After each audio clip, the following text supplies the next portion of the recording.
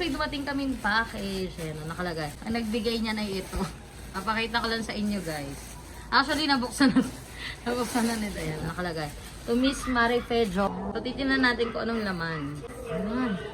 May payong from Turks. Ay. Wow, bongga. Tara, Turks tayo. Ang ganda, no? Saan natin? Then, ito. Init eh. Ganda. Ang ganda ng pinagpiprintan nila. Ano po kayo nagpapaprint? Oh. Anis. Ano kayang laman nito? 1 million. 10,000. GC. Thank you, Turks. Thank you, Turks.